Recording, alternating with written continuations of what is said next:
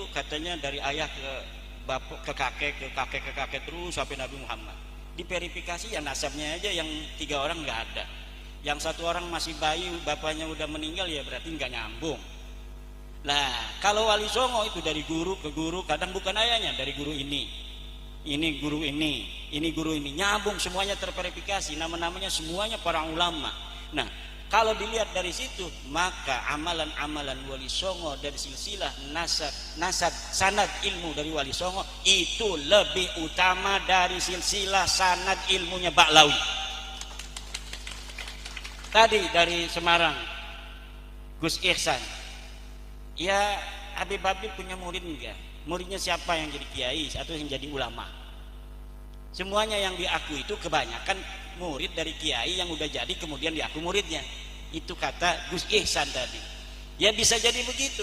Kita kan jarang lihat di YouTube mereka itu baca kitab Fathul Mu'in, baca kitab Ihya, baca kitab Sahih Bukhari, yang gundul. Kalau yang ada mereknya, sakelnya semua bisa kan, banyak yang bisa. Yang gundul, yang cetakannya cetakan Toha Putra Semarang, yang zaman dulu yang nggak ada titik koma itu. Baca coba, itu mahasiswa Mesir aja S2 belum tentu bisa itu baca kitabnya ala santri Lirboyo, ala santri Peloso, ala santri-santri Salafiyah di Indonesia. Kenapa? Santri di Indonesia bukan hanya bisa membaca, tapi paham akan ilmu balaghahnya, paham akan ilmu badiknya, paham akan ilmu ma'aninya, paham akan apa namanya itu faidah, ada sin faidah, ada hamzah apa, gimana mana konsekuensinya apa. Itu kiai-kiai kita dalam memahami agama begitu universal, begitu komprehensif, dan dapat diandalkan untuk bisa menjaga agama Islam tetap murni ila yaumil qiyamah. Jadi betul, saya setuju dengan Gus Ihsan tadi itu. Banyak yang penceramah baca selawat aja jadi ulama besar kalau dari Balwi, betul nggak? Kiai-kiai kita, santri-santri kita udah tamat Fathul Mu'in, baca kitabnya hebat, yang nggak dianggap apa-apa, kalah sama tukang selawatan. Tukang selawatan pakai udang-udang kayak saya aja udah kayak jadi ulama. Baca Fathul Qorib kagak bisa, ada yang baca kitabnya dari kiri dulu, kan aneh itu. Baca Quran, coba baca Quran aja lah, baca Quran. Ada enggak misalnya dibaca Quran seperti santri-santri? Wa nunazzilu minal Qur'ani ma huwa shifaa'un wa rahmatun lil mu'minin wa la yazidudz zalimina illa khasara. Misalnya kayak kiai kita kan kalau baca buku Quran begitu. Pernah nggak dengar mereka itu ngegeriang-geriang ngaji Qurannya? Enggak, kalau nada Quran itu kalau masuk ke hati beda, bos. Ya enggak? Cara baca Quran kalau sholat, coba ada yang siaran langsung tuh, Habib yang siaran langsung, dengerin cara nada Qurannya bagaimana. Itu mirip dengan Quran apa yang begitu nadanya. Saya nggak ngomong ya, tapi dengerin, perhatikan. Ada siaran langsung seorang Habib yang baca Fatihah dan baca Quran. Dengerin gaya baca begitu sebenarnya gaya apa? Bukan.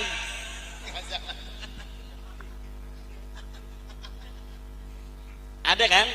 Coba siaran langsung baca Fatihah jadi imam misalnya. Baca Qurannya gaya apa begitu? Kalau gaya Arab bukan begitu, bos. Gaya Arab, orang Mesir, orang Persia segala macam enak-enak kalau baca Quran. Saya aja yang gak enak itu kalau dipaksa-paksain agak enak, ya enggak? Lah ini adalah kita harus ngomongin orang nih. Ini bukan ngomongin karena benci, karena mereka sudah kita anggap keterlaluan. Kepalanya kiai lebih rendah daripada kakinya Habib. Mereka ngomongnya di YouTube, bos. Kenapa saya berani ngomong di YouTube sekarang? Karena mereka ngomong menghina kitanya di YouTube. Dan saya sadar sekarang ini saya lagi di YouTube, maka saya berani. Kenapa? Mau ngebalikin aja, kalau mereka protes, kita protes lagi. Mereka ngomong Kiai Tae itu di YouTube, bos. Kiai Tae itu kalau yang berani ngawinin Habibah, emang ini siapa yang mau ngawinin Habibah? Enggak ada. Sekarang kita, anak cucu kita yang perempuan yang cantik-cantik jangan mau dikawinin oleh Balawi. Jangan mau, kasihan nanti keturunan kita. Enggak, ya enggak. Kalau yang udah yang tobat, enggak apa yang tobat. Yang tobat ya enggak apa-apa, yang buat Mas Nawasulasa.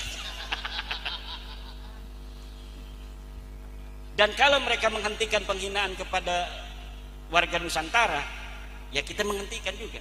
Yang penting satu, nasab ente sudah putus. Jangan ngaku-ngaku turunan Nabi lagi. Kita sudah yakin, seyakin-yakinnya berdasarkan tes DNA dan sedon-donnya berdasarkan studi manuskrip, studi pustaka, baik pustaka kitab nasab maupun pustaka kitab sejarah, bahwa ente nasabnya putus. Kalau misalnya ada orang kita yang masih percaya sama nasab ente, ya silakan saja masing-masing. Tetapi kalau kita sudah kagak percaya, dan jangan sampai ada kata-kata yang tidak percaya dengan nasab kita nih, para Ba'lawi tidak akan dapat syafaat Nabi. Nabi yang mana? Nabi itu kakeknya siapa? Kakek aneh apa kakek ente? Kan mereka ngomong begitu tuh dulu ngomong begitu, kakek aneh apa kakek ente? Yang diomongin itu di sidang saudara saya itu kiai dari Jawa Barat, turunan Nabi dari Sunan Gunung Jati. Dia ngomong begitu, makanya saya selalu ngomong itu, karena yang jadi saksi itu saudara saya. Ngomong dia suruh adzan segala macam, kiainya diam-diam aja, nggak tahu sejarah dia. Ya katanya. Makanya saya yang ngomong mewakili bahwa ente sekarang kakek aneh apa kakek ente itu Nabi Muhammad sallallahu alaihi wasallam. Ya ini malah lagi balas-balas. Karena ini dari Allah tuh, balasannya semuanya terlihat. Dulu mereka ngomong begini, ada saudara saya di Cirebon mau kawin sama Kabibah, itu sama Rabi Talawiyah, mana katanya manuskripnya yang menyebutkan bahwa benar ini keturunan Nabi dari Sunan Gunung Jati. Coba Sunan Gunung Jati punya anak Paseran ini, mana manuskripnya? 3 harus manuskrip sejaman, digituin. Paseran punya anak ini, mana manuskrip sejamannya? Ini punya anak ini, sampai itu dianya ini ditanyain manuskripnya di Rabi Talawiyah. Sekarang saya minta jangan 3-1 aja manuskrip sejaman yang mengatakan Ahmad bin Isa punya anak Ubed, tidak bisa jawab. Dibalas oleh Allah Subhanahu wa taala. Dia mengatakan Wali Songo itu sudah 500 tahun yang lalu. Sekarang kalau ada orang yang ngaku keturunan Nabi dari Wali Songo, itu palsu. Kenapa? Karena sudah 500 tahun putus. Ternyata kita teliti 500 tahun juga dia. Bahkan lebih, 50 tahun, 550 tahun. Jadi apa yang mereka katakan selalu dibales dan dibalikan oleh Allah Subhanahu wa taala.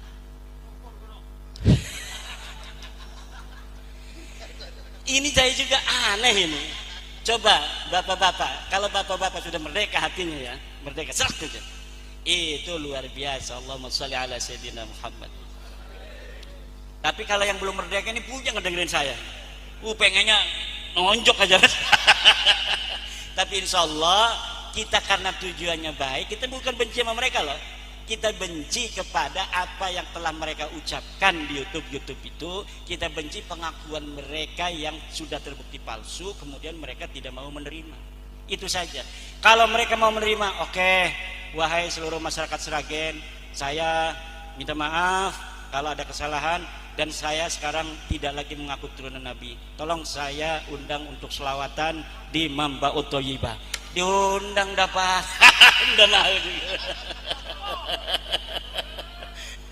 Udah nggak ngaku lagi Kiai Riyad. Udah nggak ngaku lagi turun Nabi. Betul. Waduh, lebih gawat dari saya ini. Terus dari Yai siapa?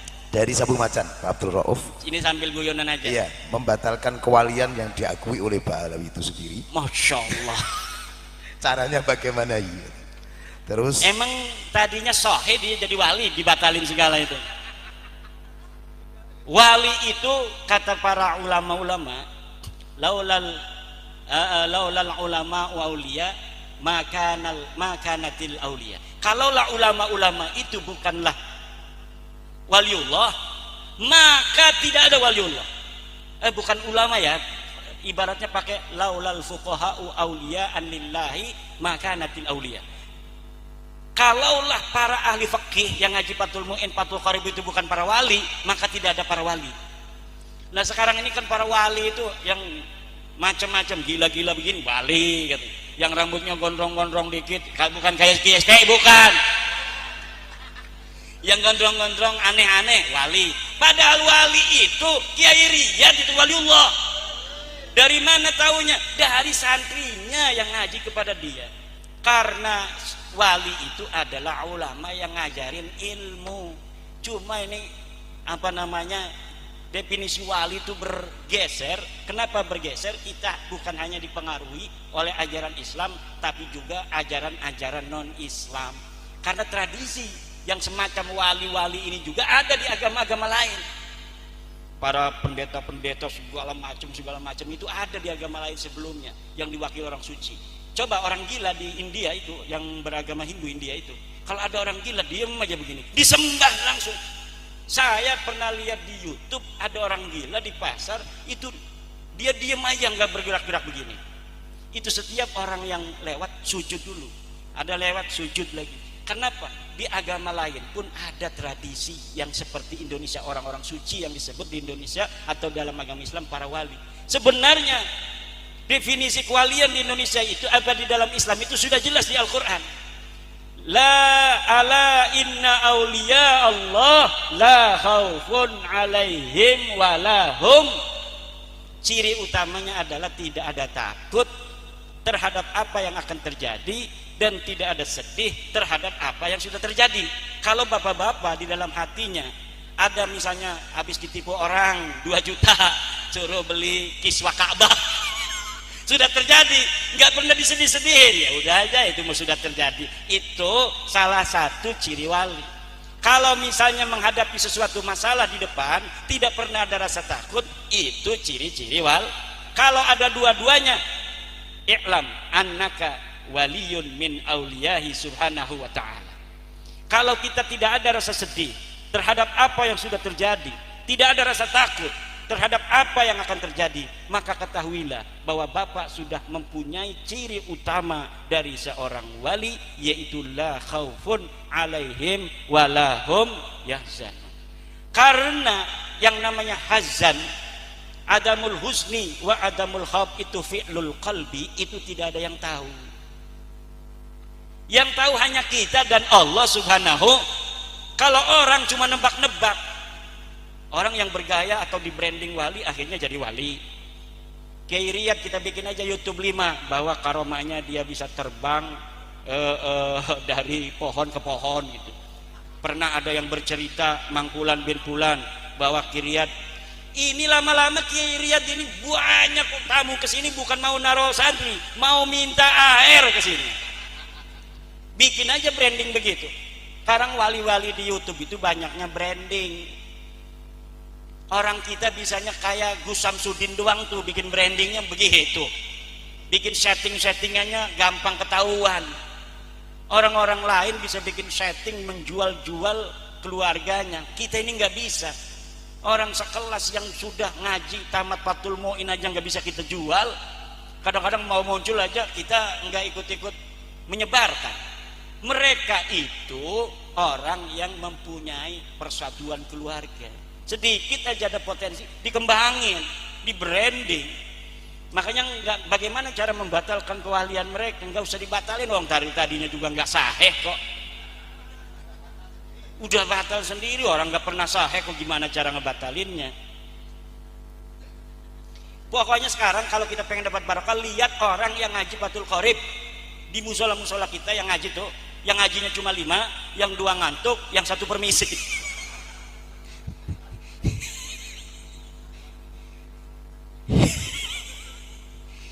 Bacanya Fathul Qarib, gak ada yang bawa Fathul Qarib. Lah itu wali Allah yang akan membawa abadinya agama ila yaumil qiyamah.